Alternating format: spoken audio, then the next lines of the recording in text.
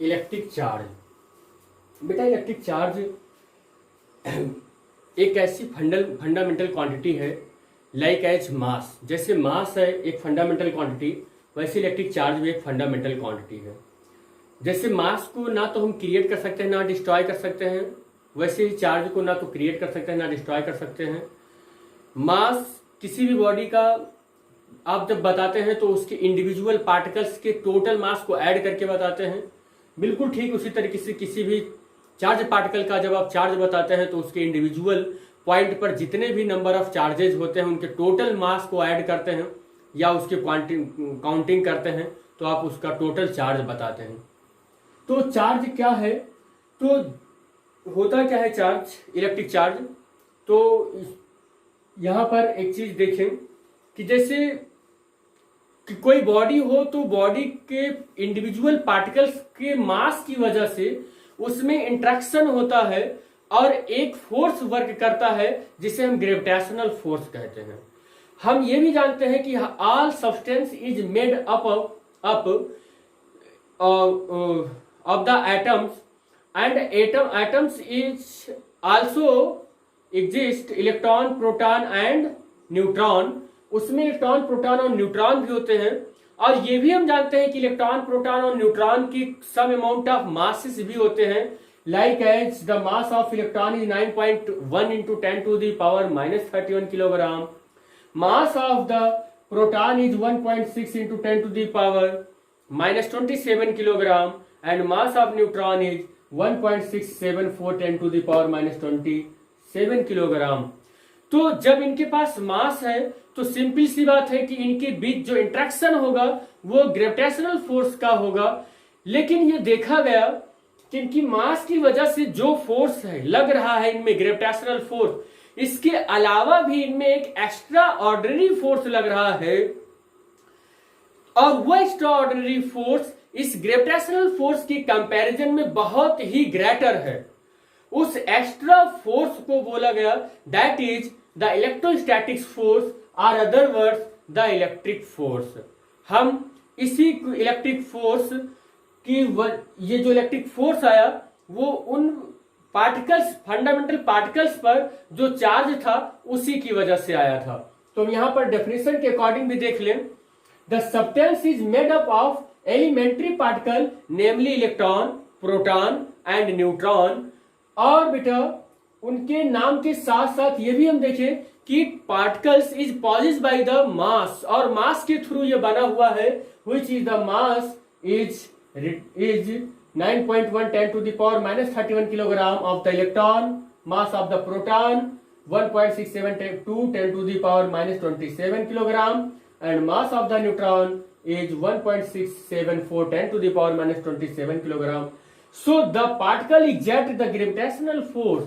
वो पार्टिकल्स क्या है, उनके पास मास है तो एग्जर्ट करेंगे ग्रेविटेशनल फोर्स को। अब क्या होगा, ऑन ईच अदर वो एक दूसरे के ऊपर कुछ ग्रेविटेशनल फोर्स लगाएंगे। However in the addition of the gravitation force proton and electron exert and the extra force on each other। But देखा क्या गया इन प्रैक्टिकली कि जो प्रोटॉन था और जो इलेक्ट्रॉन था वे एक एक्स्ट्रा फोर्स एक दूसरे के ऊपर लगा रहे थे। उस एक्स्ट्रा फोर्स को बोला गया और इस एक्स्ट्रा फोर्स की वैल्यू जो थी वो ग्रेविटेशनल फोर्स से बहुत अधिक थी, बहुत ज्यादा थी। और वो वैल्यू जो ग्रेविटेशनल फोर्स से ज्यादा एक वैल्यू आ रही थी फोर्स की, वो फोर्स इसलिए था क्योंकि उन पर कुछ चार्ज था और उस चार्ज का अमाउंट कितना था 1.6 into 10 to the power -19 coulomb which is quite is large as compared to the gravitational force। और उस एक्स्ट्रा फोर्स की वैल्यू ग्रेविटेशनल फोर्स से बहुत अधिक थी और उसी एक्स्ट्रा फोर्स को बोला गया that is the electrostatic force और इलेक्ट्रिक फोर्स। यहां पर एक चीज आपको समझ में, जब आप इलेक्ट्रिक चार्ज की डेफिनेशन हम बताते तो डायरेक्ट इतना बता देते, लेकिन मैंने इतना बताने से पहले इतना इंट्रोडक्शन इसलिए दिया कि डेफिनेशन ऑफ इलेक्ट्रिक चार्ज में आया है the additional intrinsic property of the proton and electron which give rise to electric force between them is called the electric charge. तो यहां पर हमें 3 वर्ड को समझाना था और वो वर्ड था first additional, second intrinsic and third था इलेक्ट्रिक फोर्स। तो एडिशनल क्यों आया इस डेफिनेशन में, ये आप यहां से समझें कि हर एक सब्सटेंस टाइनी पार्टिकल से मिलकर बने हैं, इलेक्ट्रॉन प्रोटॉन से न्यूट्रॉन से, उनके मासेस भी हैं तो उनके बीच इंटरेक्शन होगा ग्रेविटेशनल फोर्स की वजह से।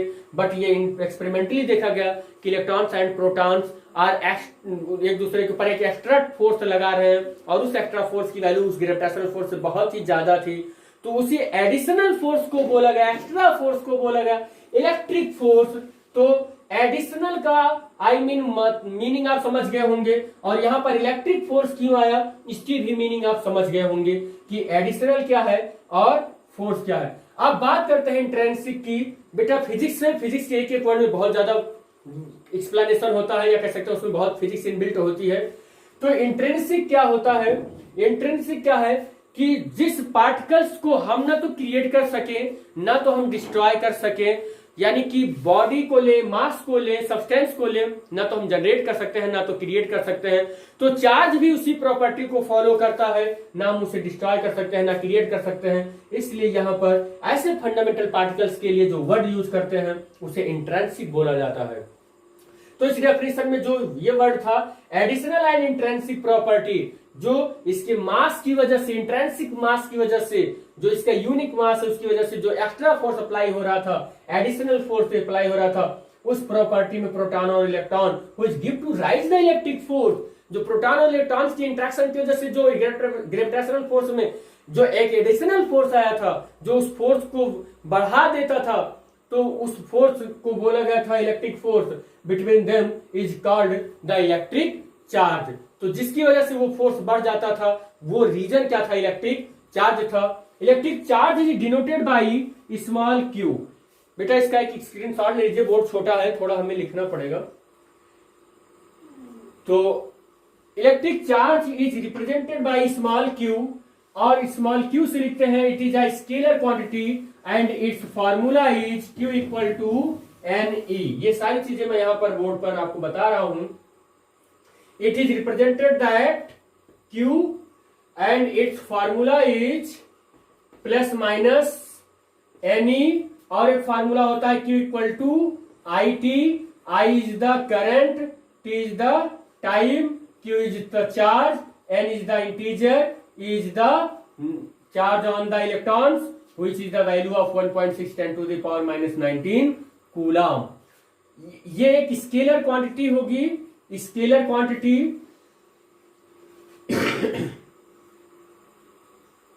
क्वांटिटी और बेटा इसमें स्केलर क्वांटिटी के साथ साथ इसका अगर हम यूनिट की बात करें तो यूनिट इसका होगा एम्पियर, एम्पियर सेकेंड, और डायमेंशन इसका क्या होगा, डायमेंशन होगा m0 L0 T A। ये इसका डायमेंशन होगा, dimension, unit and scalar quantity. ये इलेक्ट्रिक चार्ज से रिलेटेड कुछ ये थे। अब आप बात करते हैं मेथड ऑफ चार्जिंग की। इसी में तो मेथड ऑफ चार्जिंग देखें कि किसी बॉडी को इलेक्ट्रिक चार्ज अगर मिल गया हमें तो किसी बॉडी को कैसे हम चार्ज कर सकते हैं। तो method of charging there are two types. Method of charging there are two types. Method of charging there are two types, sorry there are three types. First physical contact, physical contact. Second friction method, friction method, and third is induction method. Physical method में बेटा जब कोई एक body दूसरे body को बिल्कुल, दूसरे body के बिल्कुल एकदम कांटेक्ट में आ जाएगी। जैसे हम लोग ऐसे बोल सकते हैं कि हम ठंडियों के दिनों में जब अपने स्वेटर को या कपड़े को या क्लॉथ को निकालते हैं तो फिर देखते हैं कि वो एक चार्ज लाइक बिहेव करता है, थोड़ा स्पार्किंग होती है, तो that is called physical contact. ऐसे चार्ज पार्टिकल्स को हम फिजिकल कांटेक्ट मेथड से चार्ज करते हैं। फ्रिक्शन क्या होता है, हम बाल को कंघा करते हैं तो कॉम्ब को ऐसे रब करें, रब करने के बाद इस छोटे छोटे small pieces of the papers के पास ले जाते हैं, तो देन इट इज लिफ्टेड, तो वो लिफ्ट लेने लगते हैं। तो ऐसे चार्जिंग से जो ऐसे ऑब्जेक्ट जिस पर इस तरीके से करने पर चार्ज आ रहा है उसे हम बोलते हैं फ्रिक्शन मेथड। इंडक्शन मेथड क्या है, इससे हम देखें इंडक्शन मेथड होता क्या है। If we have one sphere like this, this is the insulator stand and this is the base, this is the sphere A and fully charged positive charged sphere, positive charged sphere, and this is another sphere is connected with a uncharged sphere, और ये connect है charged sphere है, इसका naming कर देते हैं B है ये, और ये फुल्ली ये इंसुलेटेड स्टैंड है, this is the insulated stand, ये अनचार्ज है और ये चार्ज है। सेकंड स्टेप में क्या करते हैं बेटा, स्टेप फर्स्ट, स्टेप सेकंड, इन दोनों को जो इंसुलेटेड है उस इंसुलेटेड के पास हम इस वाले जो चार्ज है, चार्ज कंडक्टर स्फीयर है, ये बी है और ये ए, थोड़ा सा पास लेकर आते हैं बट कांटेक्ट में नहीं लाएंगे। तो हम क्या देखते हैं कि यहां पर इंट्रैक्शन की वजह से इस चार्ज पर माइनस चार्ज आ जाते हैं और इस ओर इस दूसरे साइड पर प्लस चार्ज एक्यूमुलेट हो जाते हैं। तो यहां पर अगर हम इसे रिमूव कर ले फिर से, तो फिर यहां पर number of positive charge is equal to the number of negative charge, फिर से इलेक्ट्रिकली न्यूट्रल हो जाएगा। तो हम इसे हमें चार्ज करना है, तो इसके लिए करेंगे क्या, it is connected with the earth, it is connected with wire from the earth like this. तो यहां पर ये पॉजिटिव चार्ज इधर आ जाएंगे, पॉजिटिव चार्ज इधर आ जाएंगे, और यहां से जितना नंबर ऑफ चार्ज है उसी को पूरा कंप्लीट करने के लिए इधर से नेगेटिव चार्ज जाएंगे और यहां पर एक्यूमुलेट होना स्टार्ट कर देंगे। अब तीसरे स्टेप में करना क्या है हमें, थर्ड स्टेप में, कि जब ये इसका नेगेटिव चार्ज का एक्यूमुलेशन कंप्लीट हो जाए तो हमें करना क्या है कि इस यहां पर जो वायर कनेक्ट हुआ है अर्थ से, इसे हमें ब्रेक कर देना है, इसे हमें ब्रेक कर देना है और स्टैंड को फिर से अपने उसी जगह पर जहां से उठाकर लेकर आए थे ए को वहीं रख देते हैं और बी को भी अपने पुराने वाले स्थान पर रखते हैं। तो क्या देखते हैं कि it is charge with negative sign, या कह सकते हैं it is negative charge body and it is positive charge body. तो हम क्या देखते हैं कि A and B both sphere are charge. तो यहां पर कौन से मेथड से चार्ज हुआ, दिस इज इंडक्शन मेथड, इसी को हम इंडक्शन मेथड से चार्जिंग बोलते हैं। तो method of charging there are 3 type. First physical contact, इसमें बॉडी को कंप्लीटली हम बिल्कुल कांटेक्ट में लाते हैं। फ्रिक्शन में जो फ्रिक्शन रब करके जो होता है, इंडक्शन को हमने ये बताया। तो इस तरीके से इलेक्ट्रिक चार्ज, ये बॉडी को इलेक्ट्रिक चार्ज दे सकते हैं। प्रॉपर्टी ऑफ चार्ज में फर्स्ट प्रॉपर्टी है, it is obey the fundamental law of electrostatics. What is the fundamental law of electrostatic. तो इलेक्ट्रोस्टैटिक्स का फंडामेंटल लॉ क्या होता है बेटा, ये हम लोग देखते हैं। If we have a positive charge and a negative charge, we have a positive charge and a negative charge, और interaction between the two charges, इनके बीच का इंट्रैक्शन कैसा होगा, ये इंट्रैक्शन होगा अट्रैक्शन का, अट्रैक्शन का यहां पर इंट्रैक्शन होगा। और सपोज कर लेते हैं कि यहां पर एक पॉजिटिव चार्ज है और यहां पर एक नेगेटिव चार्ज, तो इनके बीच का इंट्रैक्शन क्या होगा, then the interaction between the two charges, again attraction, In the third case, we have a positive charge, then the interaction between the both charge is repulsion.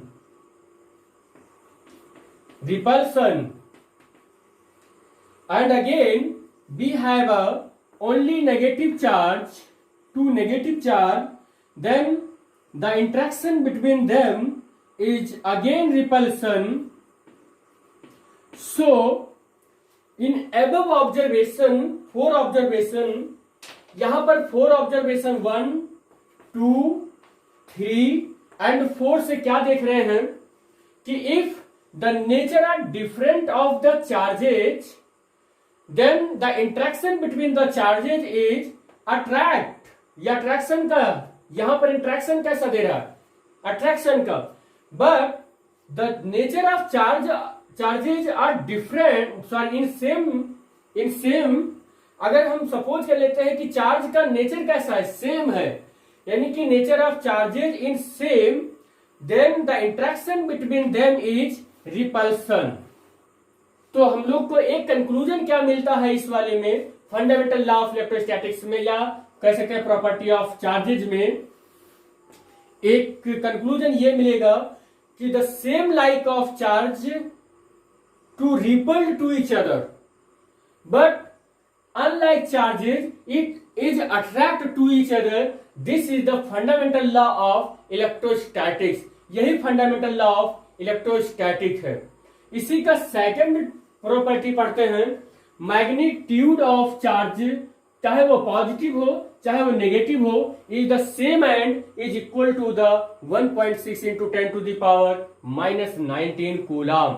कोई भी चार्ज हो बेटा, चाहे वो पॉजिटिव चार्ज हो चाहे वो नेगेटिव चार्ज हो, उस पर जो अमाउंट ऑफ चार्ज फिक्स कर दिया गया वो अमाउंट ऑफ चार्ज और मैग्नीट्यूड ऑफ चार्ज होगा 1.6 into 10 to the power -19 coulomb, जिससे मिलिकान ने अपने एक्सपेरिमेंट में 1912 में ये एलिमेंट्री पार्टिकल्स की चार्ज की वैल्यू को फिक्स कर दिया था।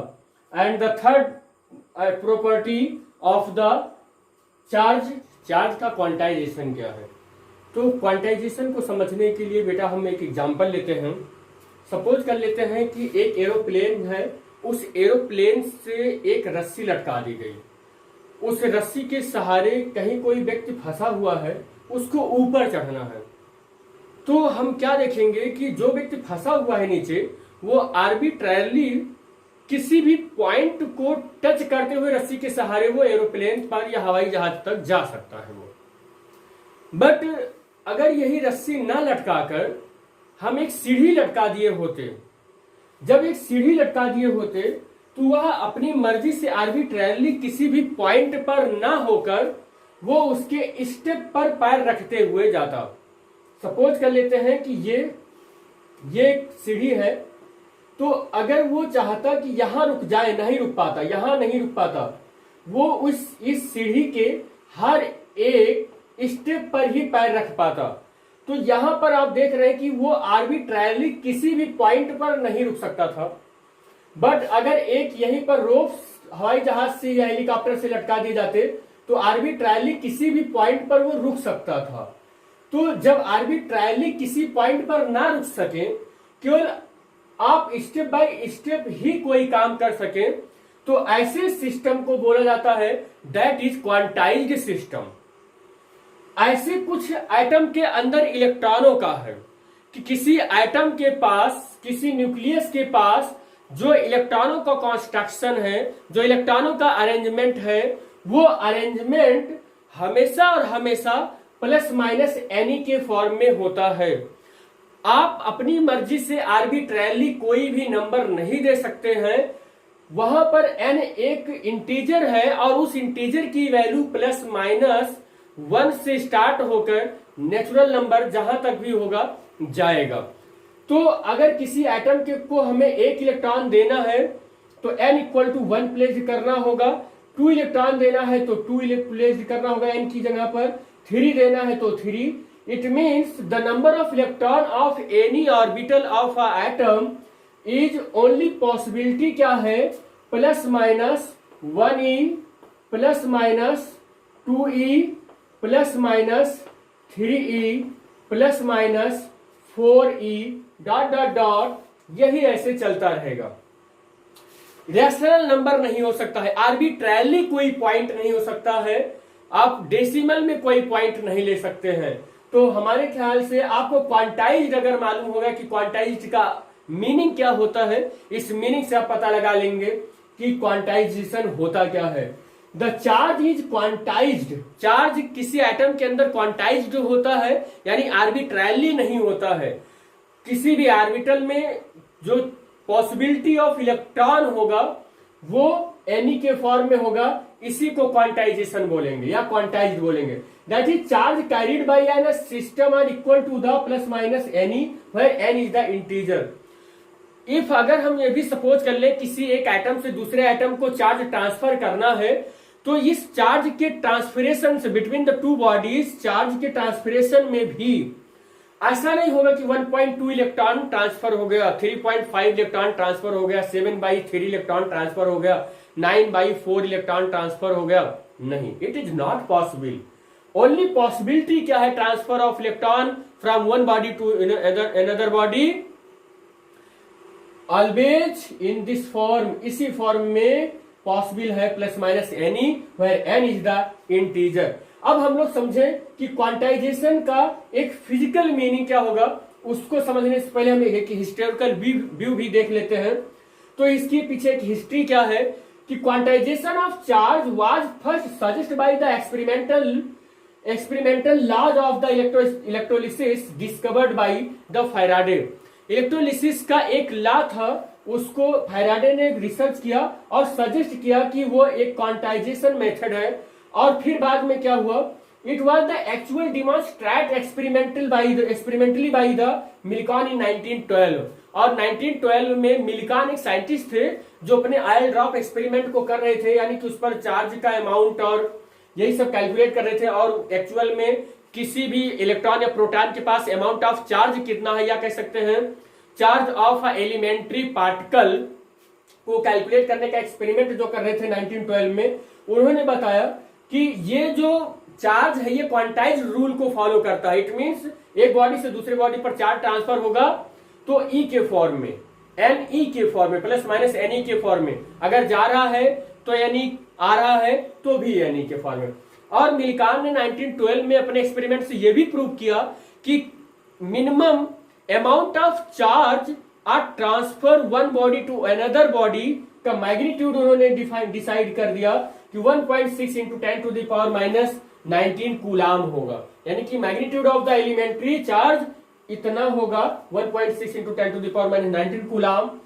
फिर बाद में क्या हुआ कि charge on an object must be integral multiply of n e, इस स्टेटमेंट को उन्होंने लिखा कि ये स्टेटमेंट होगा चार्ज के ट्रांसफरेशन के लिए, यानी क्वांटाइज्ड फॉर्म में, कि चार्ज कैसा होगा, किसी भी ऑब्जेक्ट से एक इंटेग्रल फॉर्म में डोनेशन होगा, या कह सकते हैं एक्सेप्ट कोई भी बॉडी कोई भी आइटम डोनेट करेगा या एक्सेप्ट करेगा, और उस वैल्यू को उन्होंने फिक्स कर दिया where this value is plus minus n e, और बार बार मैं बता रहा हूं where n is the integer which is the value is 1 2 3 4 5 6 and is 1.6 into 10 to the power minus 19, और ये वैल्यू एक्सपेरिमेंटल तौर पर मिल्कॉन ने 1912 में बताया था। अब बेटा एक चीज और आपको बता दें कि यहां पर एनी के फॉर्म में इलेक्ट्रॉन्स जाएंगे और एक्सेप्ट होगा, तो मल्टीप्लाई, यहां पर क्वांटाइज्ड का क्या मतलब है, तो क्वांटाइज्ड का मतलब सिंपल सी बात बच्चा लोग एक ही चीज याद रखना, क्वांटाइज का अर्थ अपने दिमाग में बस याद करने के तौर पर कॉन्टिन्यूअस से ले लेना। कॉन्टिन्यूअस मीन्स होगा क्या, जैसे 1 है, 1 के बाद 1.2 आप बोलते हो, 1.3 1.4 1.5 ऐसा बोलते हो, 1 के बाद 2 3 4 5 6 7 8 9 10, तो अगर हम लिख दे यहां पर 1 2 3 डॉट डॉट डॉट 8, तो आप समझ जाओगे कि बीच में 4 होगा, 5 होगा, 6 होगा और 7 होगा। इट मीन्स आपने क्या समझा कि this series is continuous up to 8, यानी कि ये सीरीज कॉन्टिन्यूअस है और 8 तक जाएगा। दिस इज द क्वांटाइजेशन, यही क्वांटाइजेशन है कि क्वांटाइजेशन से आप याद रखिएगा कि कॉन्टिन्यूअस, वो वैल्यू जो एक एटम दूसरे एटम को एक मिनिमम चार्ज से कॉन्टिन्यूअस फॉर्म में ट्रांसफर कर ले, वही होता है क्वांटाइजेशन लॉ। तो charge on an object must be integral multiple of n e, कोई भी चार्ज होगा इंटीग्रल मल्टीपल ऑफ एनी होगा, ट्रांसफर करेगा और एक्सेप्ट भी करेगा। The charge positive by an, in other words में इस डेफिनेशन को क्या लिख सकते हैं, the charge positive by an object can not be fraction of plus minus any, या कह सकते हैं ई भी लिख सकते हैं, कोई बात नहीं। कोई भी बॉडी ना तो चार्ज को ट्रांसफर कर सकता है और ना ही एक्सेप्ट कर सकता है फ्रैक्शन ऑफ ई में। It means P by Q form में। पी बाई क्यू फॉर्म का मतलब क्या हुआ, रैशनल नंबर में। ना तो कोई बॉडी रैशनल नंबर में इलेक्ट्रॉन को देगी, ना रैशनल नंबर में इलेक्ट्रॉन को लेगा। मतलब ये हुआ कि एक एटम से आप चाहे तो 1.5 इलेक्ट्रॉन हटा दें, नहीं, it is not possible. 2.5 electron हटा दें, it is not possible. 7/3 electron हटा दें, it is not possible. Only आपको इलेक्ट्रॉन किसी एटम से रिड्यूस करना है या एक्सेप्ट करना है, कुछ भी करना है, तो इंटीग्रल मल्टीपल ऑफ एनी के फॉर्म में होगा। It is not possible fraction of e, fraction of e में पॉसिबल नहीं है। और it's mathematical equation is Q is equal to n e plus minus n e. Q is the charge on the particles and plus minus क्या है, किसी से electron जा रहा है तो एनी, आ रहा है तो minus n e. N is the integer और जिसकी वैल्यू 1 2 3 4 5 6 7 8 9 10 dot dot dot and so on. Further last में हमें एक कंक्लूजन क्या मिलता है, the charge of an object can be increase और decrease in step of e. Last में क्या कंक्लूजन मिलता है कि किसी भी बॉडी से इलेक्ट्रॉन का ट्रांसफरेशन चाहे इंक्रीज हो उस बॉडी में, नंबर ऑफ पार्टिकल्स, या कह सकते हैं चार्ज का अमाउंट इंक्रीज हो या डिक्रीज हो, वो हमेशा इंक्रीज होगा तो भी स्टेप ऑफ ई में, डिक्रीज होगा तो भी स्टेप ऑफ ई में। यानी कि हमारे पास 100 इलेक्ट्रॉन है, किसी बॉडी के पास 100 इलेक्ट्रॉन है, अगर मेरे पास नंबर ऑफ इलेक्ट्रॉन इंक्रीज हुए तो 100.1 नहीं होगा, 101 इलेक्ट्रॉन, 102 इलेक्ट्रॉन, 103 इलेक्ट्रॉन। अगर डिक्रीज भी हुए तो 99 electron, 98 electron, 97 electron. But it is not possible the fraction of e, e के फ्रैक्शन में पॉसिबल नहीं है। It is the because during the charging process of in the integer number of electrons can be transferred from one body to another body। हाँ, लोगों को ये कभी कभी कंफ्यूजन भी हो जाता है कि अगर चार्ज हो रही हो, हमारा सिस्टम अगर चार्जिंग में लगा हुआ है, चार्जिंग प्रोसेस में है, तब कैसे नंबर ऑफ इलेक्ट्रॉन ट्रांसफर होंगे। जो बेटा फिजिक्स में फंडामेंटल लॉ बनते हैं, वो फंडामेंटल लॉ वो हर एक चीज पर लागू होते हैं, तभी उनको फंडामेंटल लॉ बोलते हैं। ऐसा नहीं कि हर एक बॉडी के लिए, हर एक सिस्टम के लिए अलग अलग बिहेव दे और अलग अलग लॉ को फॉलो करें, नहीं। इलेक्ट्रोस्टैटिक्स है तो जो लॉ बनेगा वो रेस्ट ऑफ चार्ज के लिए वो सारा लॉ वैलिड होगा। अब यहां पर अगर कोई बॉडी, कोई सिस्टम चार्ज हो रहा है तो भी जो नंबर ऑफ चार्ज का ट्रांसफरेशन है वो in the term of n e के फॉर्म में ही होगा। तो वही यहां पर कॉन्सेप्ट को, मिसकंसेप्शन को दूर किया गया कि चार्जिंग प्रोसेस में भी transferation of charge plus minus n e होगा। और इसीलिए शायद इसको बोला जाता है, it is known as the quantization of charge, या बोलते हैं इसी प्रोसेस को डिस्क्रिएट नेचर ऑफ चार्ज। तो डिस्क्रिएट नेचर ऑफ चार्ज आप समझ ही गए होंगे क्या होता है। हमने आपको एक रोप का एग्जाम्पल दिया और एक सीढ़ी का एग्जाम्पल दिया, तो दोनों में बताया कि इस सीढ़ी पर आप स्टेप बाय स्टेप चढ़ते हैं, दैट इज क्वांटाइज्ड, और रोप पर आप आर्बिट्रेरली किसी भी पॉइंट को चूज कर लेते हैं। तो ये आर्बिट्रेरली किसी भी पॉइंट को चूज करना क्वांटाइज्ड नहीं होगा, बट स्टेप बाय स्टेप अगर आप फॉलो करते हैं तो ये आपका होगा क्वांटाइज्ड। आप ऐसे एक एग्जांपल ले लें, आपका घर, आपका जो फ्लैट है वो 10वें मंजिले पर है, कोई 10-15 मंजिले की एक बिल्डिंग है, तो आपको सीढ़ी के थ्रू आपको जाना है, तो क्या करोगे आप, पहले मंजिले पर जाओगे, फिर तीसरे और पांचवें, बीच का छोड़ दोगे आप? नहीं, आपको पहले मंजिले पर जाना होगा, फिर दूसरे पर, फिर तीसरे पर, फिर चौथे पर। कोई भी मंजिला आप छोड़कर अपने फ्लैट पर नहीं, 10वें फ्लैट पर नहीं पहुंच सकते हो। तो ये आपका क्वांटाइजेशन हुआ है, दिस इज द क्वांटाइज्ड हुआ। ये क्वांटाइजेशन हुआ। तो क्वांटाइजेशन का मीनिंग समझ में आ जाएगा तो ये पूरा प्रोसेस भी समझ में आ जाएगा। नेक्स्ट प्रॉपर्टी हम पढ़ते हैं इलेक्ट्रिक चार्ज की, additive property of the electric charge. जैसा कि हम लोग जानते हैं कि जैसे मास एक स्केलर क्वांटिटी है और कोई भी बॉडी का जो कंस्ट्रक्शन होता है वहां पर एक एक पार्टिकल, दो दो पार्टिकल्स के इंडिविजुअल मास को ऐड कर टोटल उस बॉडी का मास बताया जाता है। ठीक उसी तरीके से किसी कंडक्टर में जब charge, total amount of charge को बताया जाता है कि this is the 2 coulomb, 5 coulomb, 6 coulomb charge, तो वो एक्चुअल में होता क्या है कि डिफरेंट डिफरेंट प्लेस पर individual charge, number of charge को हम by mathematical process minus sign और प्लस साइन को यूज करके जो टोटल रिजल्टेंट आता है हम बताते हैं कि उस बॉडी का वो चार्ज है। तो मास के अकॉर्डिंग यह भी ऐड होता है और इसी प्रॉपर्टी को बोला जाता है the electric charge is additive in nature. Additive क्या है इस वर्ड को समझते हैं। एडिटिव इन नेचर क्या है? The total charge of on an object is algebraic sum of the charges locate at the different point in the different object. Different different object पर के डिफरेंट डिफरेंट पॉइंट पर अगर अलग अलग चार्जेज हैं तो किसी भी बॉडी के इंडिविजुअल पॉइंट का जो चार्ज है इसे अलजेब्राइक पॉइंट से हम सम करेंगे या माइनस करेंगे, टोटल जो चार्ज आएगा that is called the total charge of the body. और ये जो प्रोसेस यूज किया जाता है उसे बोला जाता है एडिटिव इन नेचर। और आगे एक्सप्लेन होता है additive of the electric charge या एडिशन ऑफ इलेक्ट्रिक चार्ज क्या होगा। Additive of the electric charge means that is the total charge of the system is the algebraic sum of all the individual charge located at the different point inside the system। if suppose कर लेते हैं कि system पर different different point पर different different charge है like as Q1, Q2, Q3 dot dot dot nth point है उसमें और nth चार्ज का इंडिविजुअल चार्ज है तो वहां पर पॉइंट होगा Qn। Then the total charge of the body Q is equal to Q1 plus Q2 plus Q3 dot dot dot Qn। अब इंडिविजुअल चार्ज के एडिटिव प्रॉपर्टी को समझते हैं। सपोज कर लेते हैं यहां पर एक एग्जांपल के तौर पर हम इसे समझते हैं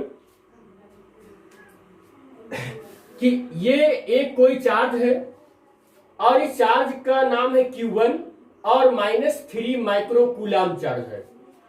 एक ये पॉइंट है, यहां पर +4 माइक्रो कूलाम चार्ज है।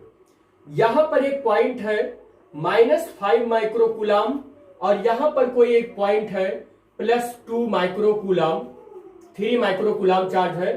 सपोज कर लेते हैं these 4 points are available in a plane और ये चारों पॉइंट किसी एक ही प्लेन में हैं। जब ये किसी एक ही प्लेन में है तो अब हम बोलेंगे कि the total charge of this plane is equal to Q is equal to, यहां सपोज कर लेते हैं Q1, Q2, Q3 and this is Q4। Then Q1 plus Q2 plus Q3 plus Q4। Then Q1 is equal to -3 micro coulomb plus 4 micro coulomb, Q3 -5 micro coulomb and plus Q4 plus 3 micro coulomb. इस total को आप algebraic method से add करेंगे तो -3 plus 4 plus 1 -5 यहां हो जाएगा -4 और +3 कितना हो जाएगा -1 माइक्रो कूलाम ये चार्ज होगा। देखिए 5 3 8 और 4 3 7 -1 micro coulomb total charge of this seat होगा। इस सीट पर जो हमने लिया था कि उसके 4 पॉइंट है तो और इंडिविजुअल पॉइंट पर जो अमाउंट ऑफ चार्ज है -3 micro coulomb plus 4 micro coulomb -5 micro coulomb and +3 micro coulomb. Then the total charge of the seat is like this. इस तरीके से हम ऐड करेंगे और टोटल जो चार्ज आएगा -1 माइक्रो कूलाम। तो चार्ज के किसी शीट पर, किसी सरफेस पर, किसी ऑब्जेक्ट पर इस तरीके का इंडिविजुअल चार्ज का एडिशन या सब्सट्रैक्शन को बोला जाता है additive nature of the charge of any system. And next property है इलेक्ट्रिक चार्ज का कंजर्वेशन ऑफ चार्ज। बेटा कंजर्वेशन ऑफ चार्ज जो है वो हम लोग ऐसे समझ लें कि जैसे किसी बॉडी को हम बना नहीं सकते, किसी बॉडी के इंडिविजुअल पार्टिकल तक को हम नहीं बना सकते हैं, तो ठीक उसी तरीके से किसी भी बॉडी पर अमाउंट ऑफ चार्ज जो है वो बाय वर्च्यू होता है। वो ना तो हम उसमें कुछ अपना ऐड कर सकते हैं, ना कुछ उसमें से सब्ट्रैक्ट कर सकते हैं। तो ऐसे प्रॉपर्टी को जिसमें हम कुछ हमारा कोई वो ना चले, हमारा कुछ अजम्पशन या कुछ क्रिएटिविटी उसमें ना हो, तो वो बाय वर्च्यू होता है। तो किसी भी बॉडी पर जो चार्ज होता है वो चार्ज भी बाय वर्च्यू ही होता है। Conservation of charge is property by virtue of which total charge of an isolated system always remains constant or conserved. किसी भी आइसोलेटेड सिस्टम में जो नंबर ऑफ पॉजिटिव चार्ज है and number of negative charge ये दोनों equal होते हैं, और टोटल अगर हम बात करें इनकी तो ये टोटल नंबर ऑफ चार्ज 0 होते हैं, क्योंकि पॉजिटिव चार्ज जो होता है बेटा वो पॉजिटिव साइन के साथ रिप्रेजेंट किया जाता है and negative charge be represent that with negative sign. So the total number of charge of an isolated system, या कह सकते हैं किसी भी ऐसे सिस्टम को हम टोटल नंबर ऑफ चार्ज की बात करें तो वो कंजर्व और कांस्टेंट होता है। वो इसी वजह से क्योंकि नेचर ने इनको ऐसे बना के रखा है कि टोटल चाहे जितना भी चार्ज इस पे आप डालोगे या चाहे जितना भी चार्ज आप निकालोगे वो चार्ज ना तो डिस्ट्रॉय होगा और ना ही आप उसमें चार्ज डालने से या निकालने से आगे जनरेट कर पाएंगे। तो जहां आपका कोई भी चार्ज का जनरेशन या उसका डिफॉर्मेशन ना कर सके ऐसी चीज को हम बोलते हैं कंजर्व है वो। और ये हम लोग पढ़ रहे हैं इलेक्ट्रोस्टैटिक्स, तो उसमें इस मेथड को बोलेंगे conservation of charge. It is stated that the total charge of an isolated system remains constant. What is the isolated system? Isolated system तन्हाई में रहने वाला सिस्टम क्या होगा फिर कि जिसे किसी और बॉडी का इंट्रैक्शन ना हो, कहीं और से चार्ज मिलने की प्रोबेबिलिटी ना हो, कहीं ना तो उसका कोई चार्ज ले ना तो कोई उसका चार्ज कहीं पर ट्रांसफर हो सके। एक ऐसे सिस्टम जहां पर चार्ज उसका उसी का चार्ज उसी के काम है, कहीं से ना उसको मिलने की चांसेस हो ना उसका चार्ज कहीं जाने का चांसेस हो, ऐसे सिस्टम को हम क्या बोलते हैं आइसोलेटेड सिस्टम। तो जब कोई ऐसा आइसोलेटेड सिस्टम है तो उस पर number of positive charge is equal to the number of negative charge, और इस तरीके से the total charge is conserved, और टोटल चार्ज वहां पर शून्य होगा, 0 होगा, या कह सकते हैं कंजर्व होगा। इसी को बोलते हैं remains constant, the number of charges remains constant of isolated system. Second point है the electric charges can neither be create nor be destroy. हम इस स्टेटमेंट को ऐसे भी समझ सकते हैं single charge neither be create nor be destroy. यहां पर हम एक वर्ड लिख सकते हैं द सिंगल चार्ज, यहां पर आगे लिख सकते हैं the single charge can neither be create nor be destroy but pair charge we can create and we can destroy, but destroy यहां कहना सही नहीं होगा, हम कह सकते हैं कि the pair of charge convert one form to another form। ये हम एग्जांपल से आपको इस स्टेटमेंट को भी बताएंगे भी। And the third statement is the electric charge can only be transferred from one charge body to another charge body. और इलेक्ट्रिक चार्ज को ना तो हम डिस्ट्रॉय, सिंगल चार्ज को ना तो डिस्ट्रॉय कर सकते हैं ना ही इमिट कर सकते हैं, क्रिएट कर सकते हैं, but it can also change one body to another body. हम इस स्टेटमेंट पर थोड़ा सा और गौर करते हैं। हमने क्यों कहा single charge neither be create nor be destroy. हम एक इलेक्ट्रॉन को लें और इस इलेक्ट्रॉन को चाहें कि उससे स्पार्किंग करवा दें, कुछ करवा के उसको खत्म कर दें, इट इज नॉट पॉसिबल। एक सिंगल चार्ज को आप कहां कैसे क्या करेंगे। बट पेयर ऑफ चार्ज को आप एक प्रोटॉन ले एक इलेक्ट्रॉन ले, यहां पर हम एग्जांपल के थ्रू देखते हैं। We can take a electron and positron. Electron का एंटी है पॉजिट्रॉन, या पॉजिट्रॉन का बोल सकते हैं एंटी ये है -C and this is the +C। This is the pair of charges but in different nature और हम इसे दोनों को लेकर आए, एक पॉजिटिव है एक नेगेटिव है, लेकर आए बहुत तेजी से एक दूसरे के पास मिलाए, स्पार्किंग हुई, एनर्जी निकली और वो एनर्जी 2 गामा फोटान के फॉर्म में चेंज हो गया। और 2 गामा फोटान पर क्या चार्ज होता है? 0 चार्ज होता है। When the 2 charge are mixed up, are sparking and radiate the some amount of energy in the form of photon. This process is called inhalation. यहां पर आपने देखा कि pair of charge we can change in the form of energy. Pair of charge को energy के form में change कर सकते हैं। और फिर आप क्या देखते हैं कि इस एनर्जी को या हम कह सकते हैं गामा रेज को लें या एनर्जी को लें या कह सकते हैं 0 चार्ज को लें और किसी एक ऐसे लॉजिकली सिस्टम में रखें और उस सिस्टम के थ्रू हम उसे कुछ भी करें तो क्या होता है कि वो एनर्जी 2 एलिमेंट्री पार्टिकल के फॉर्म में ब्रेक हो जाए। वो 2 एलिमेंट्री पार्टिकल्स अगर इलेक्ट्रॉन और पॉजिट्रॉन होते हैं तो आपने देखा कि एनर्जी से हम पार्टिकल्स री इमिट कर ले रहे हैं और पार्टिकल से एनर्जी री इमिट कर ले रहे हैं, बट सिंगल चार्ज से ऐसा पॉसिबल नहीं था। इसलिए हमने इस स्टेटमेंट को बोला था the single charge neither be create nor be destroy but pair of charge be can change in the form of energy and energy से हम उसे पार्टिकल्स में भी चेंज कर सकते हैं। This is the all of conservation of charge. ये conservation of charge का पूरा स्टेटमेंट था। इस प्रोसेस को बोलते हैं बेटा पेयर प्रोडक्शन और इस प्रोसेस को बोलते हैं इनहिलेशन। जहां पर 2 पार्टिकल्स एनर्जी में चेंज हो वो इनहिलेशन है, जहां पर एनर्जी एलिमेंट्री पार्टिकल में चेंज हो that is called pair production.